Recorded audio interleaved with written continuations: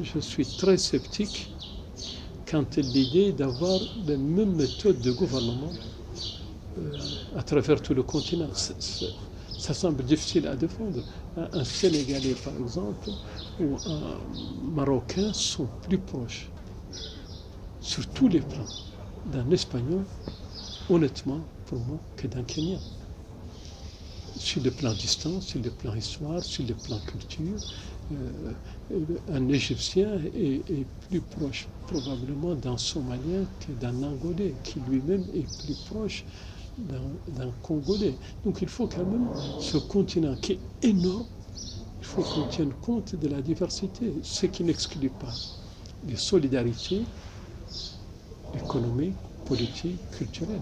Mais tout ça, je l'ai dit, en partie peut-être j'exagère, c'est par réaction contre cette fuite en avant qui empêche de faire face aux problèmes nationaux.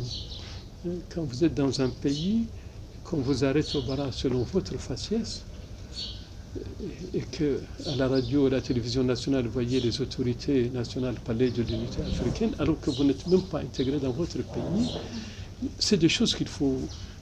Si nous n'en parlons pas, qui va en parler? Le problème pour moi, il faut cesser de faire la confusion. Moi, je crois que l'union et l'unité sont légitimes. Il faut tout faire pour les réaliser. Mais on ne peut pas brûler les étapes. Il faut réaliser l'union nationale. Il faut que les pays soient intégrés. Vous me parlez tout à l'heure de la Mauritanie, est-ce que la société est intégrée? Comment vous allez intégrer une société, un continent, l'un des plus vastes du monde, avec plusieurs climats, plusieurs fuseaux horaires? Il est plus facile de quitter Dakar sur Paris que Dakar sur Nairobi, en temps de vol par avion. C'est un calvaire de voyager à travers le continent africain. C'est même un calvaire de voyager à l'intérieur de votre propre pays, les barrages routiers, les autres. Donc, moi je crois, le message aux jeunes comme vous et aux autres, c'est d'abord libérer nos pays de nos habitudes, de nos thèmes. Mais toutes les idéologies du XXe siècle se sont effondrées. Toutes. Tout ce qui n'est pas fondé sur la liberté d'entreprendre et de réaliser s'est effondré parfois dans le sang. Donc, moi, je voudrais que nos pays, que ce soit la Tunisie, que ce soit le Togo, que ce soit le Sénégal, que ce soit la Somalie, réalisent l'unité au niveau national, développent les infrastructures. Il faut éviter que la recherche de l'unité continentale soit un alibi pour des fuites en avant. Honnêtement, je trouve que ce n'est pas normal que le Sénégal, par exemple, continue à importer des boîtes de tomates et pas les exporter. Je considère que ce n'est pas normal que nous ne développions pas la recherche pour faire une arachide différente au meilleur.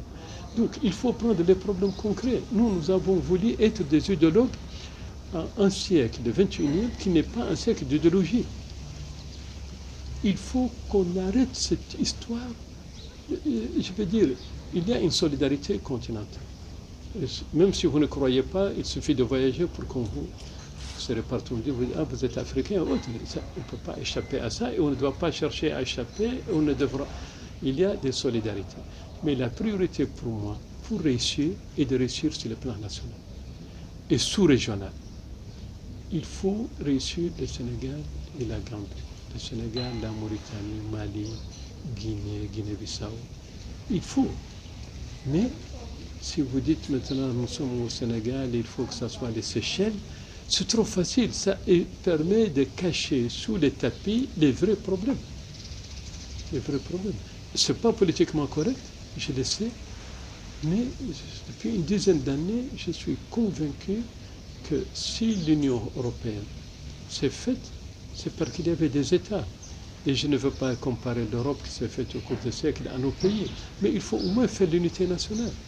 Je pense qu'on doit traiter au niveau national les vrais problèmes qui se posent à nous et avoir une approche de proximité. Si nous voulons prendre le modèle européen comme on le fait, ils ont commencé par le Benelux. Ils ont commencé par l'union du charbon et de l'acier. Ils ne sont pas commencés du jour au lendemain, la France avec la Finlande.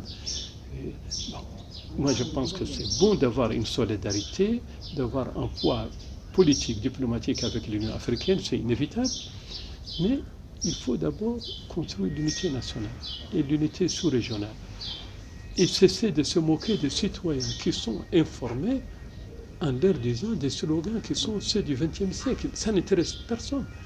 Et votre génération de savoir quand un sommet se tient, les gens écoutent, ils traîner le prochain match de football, ils ne vont pas perdre leur temps. Il faut faire les infrastructures nationales. Sinon, on ne peut pas. Il faut que les Nigériens puissent faire des routes qui couvrent le territoire national et que les gaz du Nigeria puissent aller au nord, au sud, et ainsi de suite. Donc, je ne dis pas de ne pas faire un pipeline qui permet d'avoir des devises, mais il faut que nous réglions nos problèmes. On lutte contre la corruption qui est l'un des fléaux les plus graves. Et la corruption existe partout dans le monde. La gravité dans notre pays, dans nos pays plutôt, c'est l'impunité. C'est un fait de gloire. Le type qui est corrompu, qui pille, mais il a bien fini, il a fait ceci, il aide les parents. Non, il faut qu'on cesse l'impunité et de la corruption. Et la corruption est un phénomène contagieux. Corruption des ressources financières entraîne la corruption des diplômes, la corruption du travail, la corruption du bâtiment, de la maçonnerie, tout. Non. C'est pas que je cherche les controverses. Par exemple, nous sommes en train de nous battre contre le fait de prêter ou louer des terres à des grosses compagnies d'agriculture. Et l'ancien Premier ministre Meles d'Éthiopie, que je connais bien, qui a fait des réalisations énormes dans son pays, était partisan et est partisan de la location. Il me dit, nous avons des terres mortes, nous n'avons pas fait quelque chose de ces terres depuis des siècles. Si des gens, les Indiens, peuvent faire planter du café, des roses, pourquoi je vais les empêcher?